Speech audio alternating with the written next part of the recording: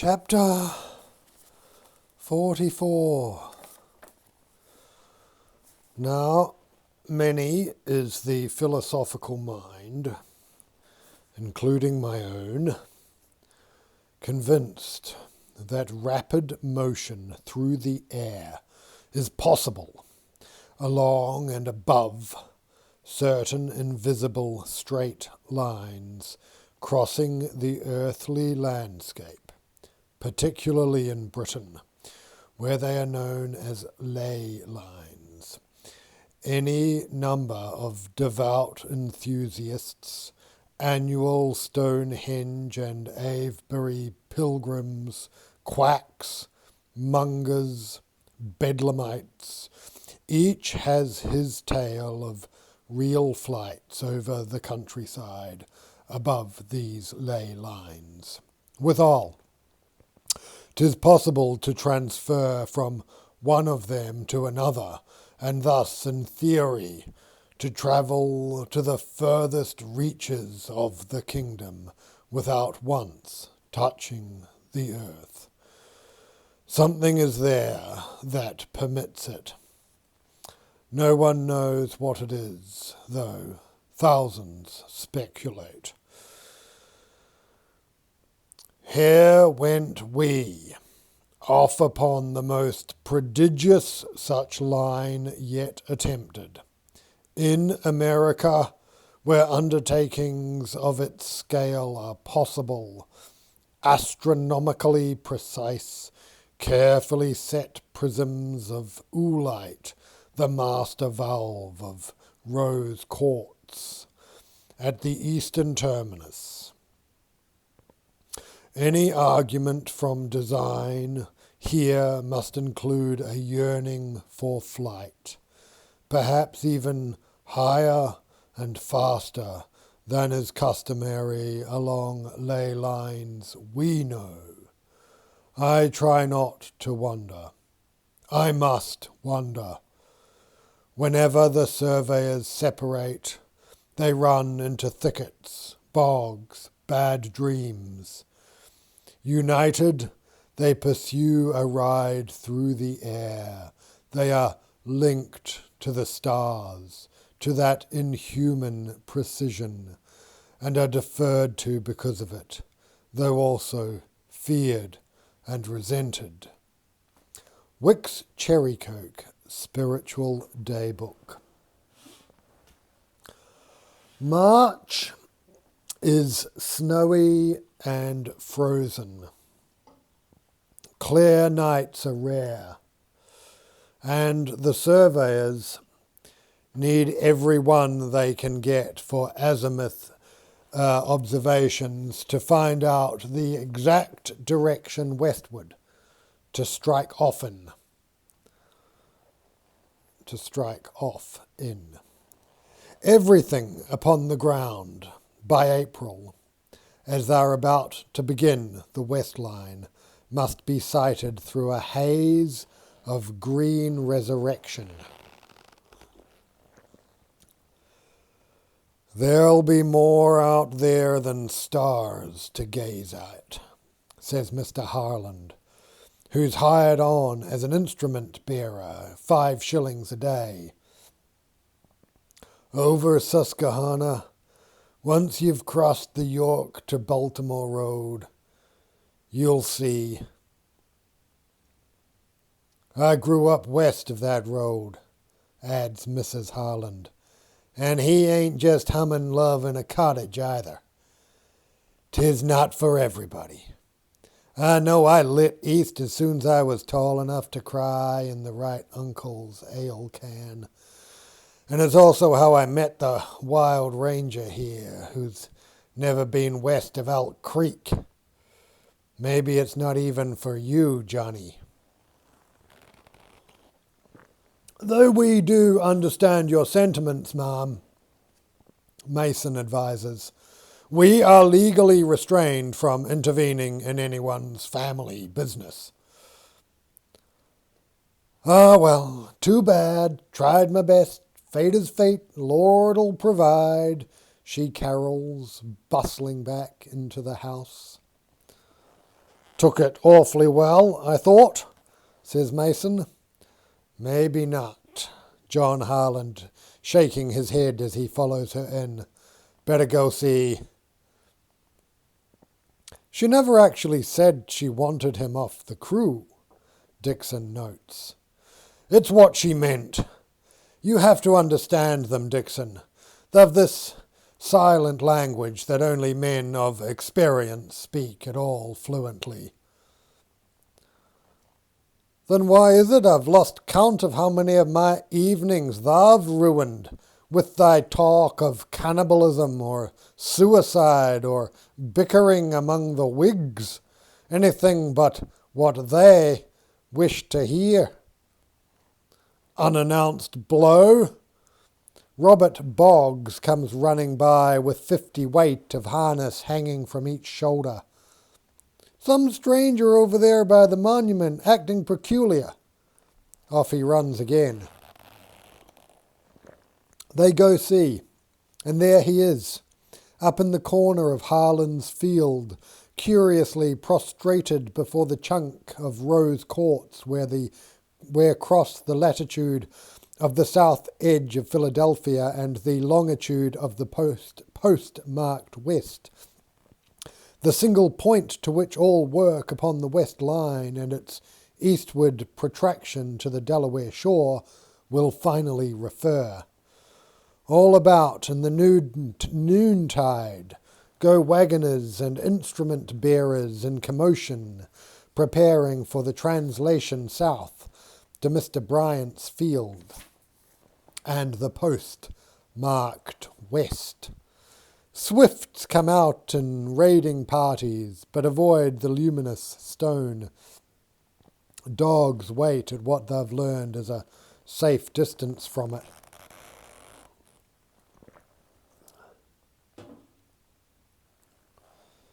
Quite powerful, when they have coaxed him back at last to their own regime of light. Where'd you boys find this one? Whoo-wee! He has been trying to find what in his calling is known as the ghost. Another crystal inside the ostensible one, more or less clearly formed. 'Tis there the pictures appear, though it varies from one operator to the next.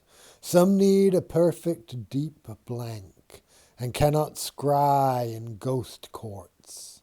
Others, before too much clarity, become blind to the other world. My own crystal, he searches his pockets and produces a hand-sized specimen with a faint violet tinge. The symmetries are not always easy to see. Here, these twin heptagons, centering your vision upon their common side, gaze straight in. Ah! Mason recoiling and nearly casting away the crystal. Huge dark eyes? The scryer wishes to know. Aye! Who is it? Mason knows. The face I see is a bit more friendly, but then 'twould have to be, wouldn't it? Or I'd be in some other line of work. His name is Jonas Everybeat, and in the time he travels with the party, he will locate here and there across the land islands in Earth's magnetic field, anomalies with no explanation for being where they are, other than conscious intervention by whoever or whatever was here before the Indians. Anyone's guess what they're for. And then your own projected row of oolite shafts, perfectly lined up with the spin of the earth. Suggestive, anyhow. Of what? Think of Mr. Franklin's harmonica. Rather than a finger circling upon the stationary rim of a glass, the finger keeps still whilst the rim rotates. As long as there is movement between the two, a note is produced. Similarly, this oolite array at this latitude will be spun along at more than 700 miles per hour, spun through the light of the sun and whatever medium bears it to us. What arises from this? What music? Everyone has a point of view they wish to persuade the surveyors to. Sometimes you're the slate, Mason observes. Sometimes you're the chalk.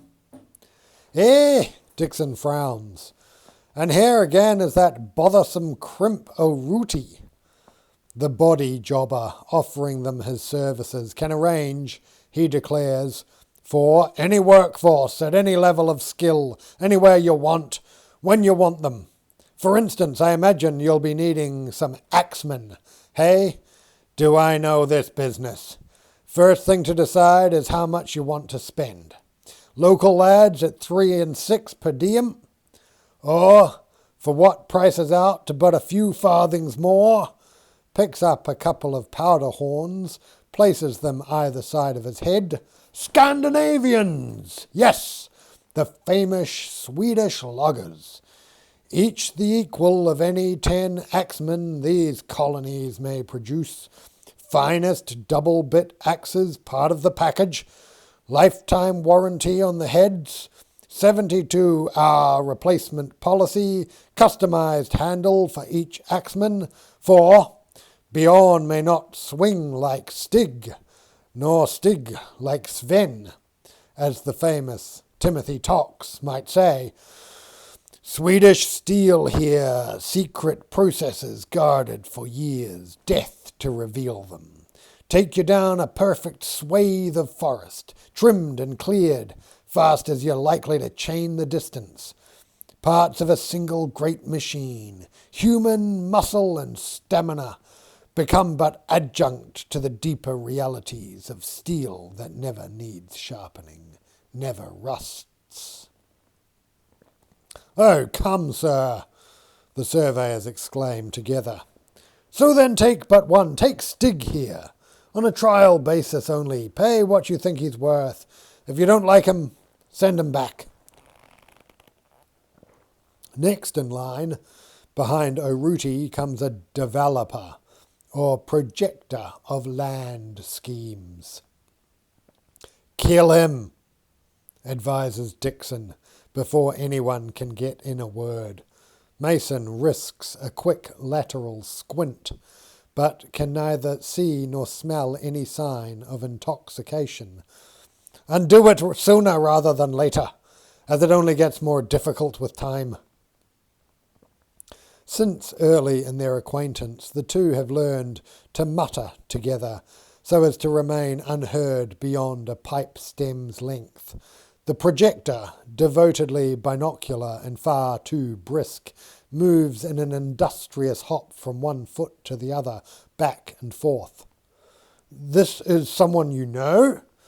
Mason, not yet all that alarmed. In general only. But worked for enough of them, didn't I? Not proud of myself for it. Needed the money. So abridged is this reply that Mason surmises some long and probably tangled Iliad of woe back among the friths and fells, which did not work out in favour of Dixon, who continues, Well then, what's thy preference? What? As to which of us will do the deed? Deed? You know, cocking a rigid finger toward their visitor, who at last grows aware of being under discussion. Dixon, come back to the tent for a moment, would you? Yes, there's a good chap. Just a word. Excuse me, please, small technical question. Quite trivial, really. Come along, good, there we go. Mason, having visited Bedlam as well as Tyburn in a profound mime of calm and patience, Dixon playing his part with equal vigour, using as his models any number of lunatics to be found in Bishop any market day. The first day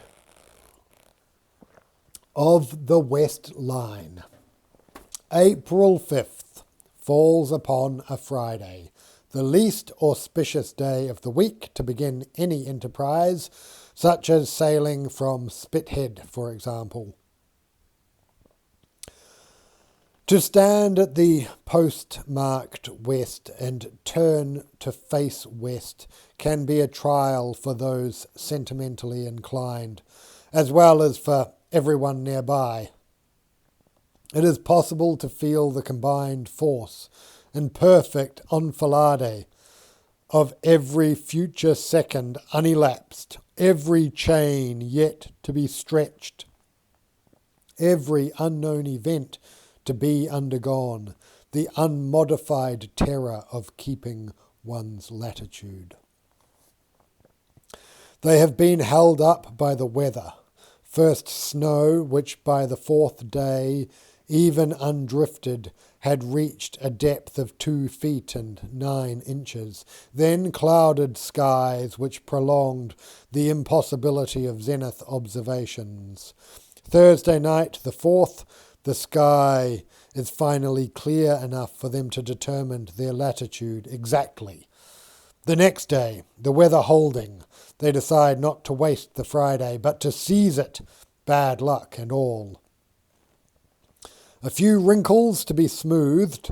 Messrs. Darby and Cope have left till the last minute the question of who's to go before and who behind upon the chain.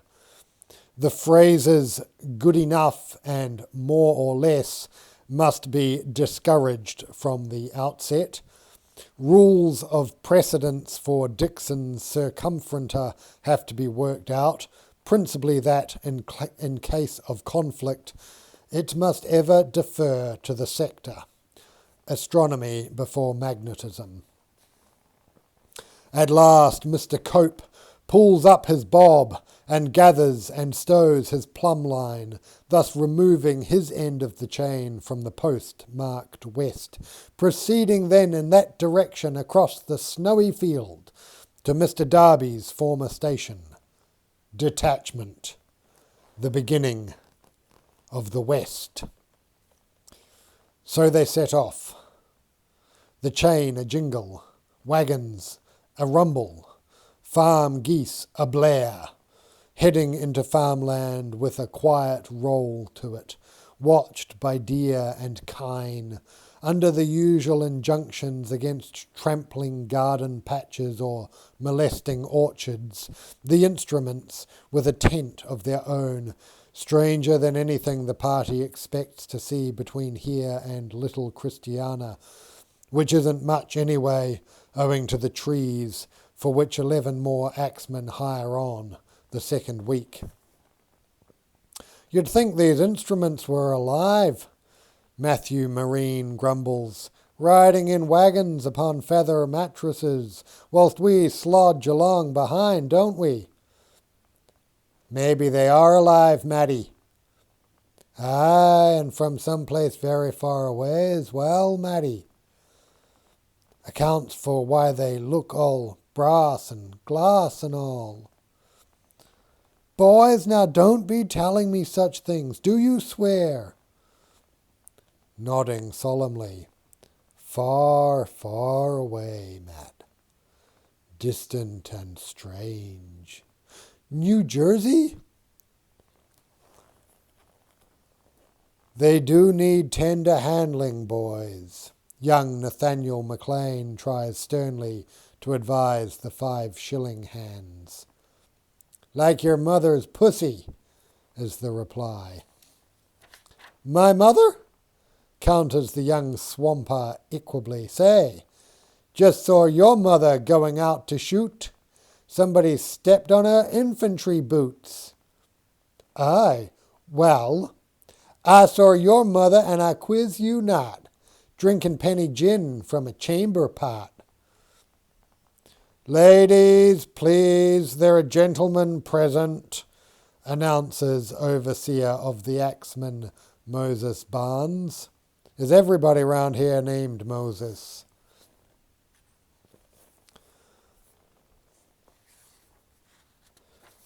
7 and 6 per week, approaching with a heaviness of step often felt minutes before his actual appearance.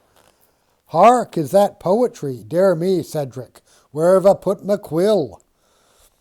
Those anxious to be his friends greet this with prolonged mirth. Barnes is a large enforcer of rules, with beefy, undiluted eyes and a reluctance to be far from the cook tent. Having long intimidated commissaries into serving him gigantic piles of food, he has achieved a mass 'twould shame a military wagon.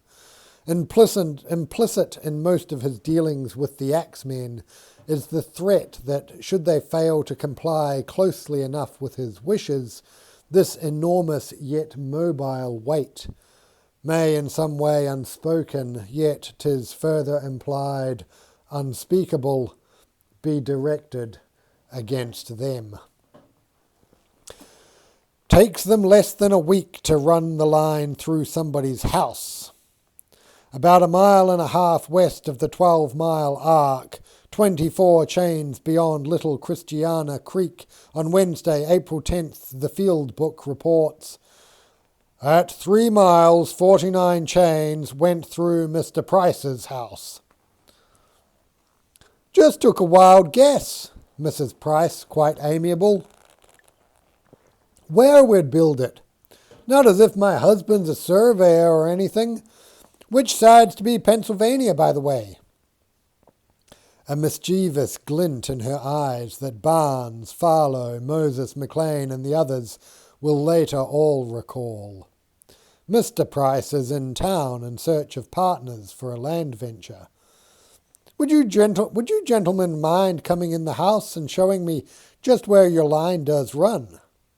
Mason and Dixon, already feeling awkward about it, oblige. Dixon up on the roof with a long plumb line, Mason a squint at the snout of the instrument. Mrs. Price, meantime, fills her table with plates of sour cherry fritters, neat's tongue pies, a gigantic Indian pudding, pitches a slosh with homemade cider, then producing some new hackled streaks of hemp, and laying them down in a right line according to the surveyor's advice, fixing them here and there with tacks across the room, up the stairs, straight down the middle of the bed, of course, which is about when Mr. Reese Price happens to return from his business in town to find merry axemen lounging beneath his sassafras tree, strange stock mingling with his own and watering out of his branch, his house invaded by surveyors, and his wife giving away the larder and waving her tankard about, crying, "Husband, what province were we married in? Ha! See him gape, for he cannot remember. 'Twas in Pennsylvania, my tortoise, but never in Maryland. Hey! So from now on, when I am upon this side of the house, I am in Maryland, legally not your wife, and no longer subject to your authority. Isn't that right, gents?" "Ask the Rev," they reply together, perhaps having noticed that Mr. Price is carrying a long Pennsylvania rifle, 2 horns full of powder, and a good supply of balls. "Eh!" The Reverend, by all signs unaware of the trouble the gentlemen are putting him to, not to mention in, beams at the so far but perplexed back inhabitant.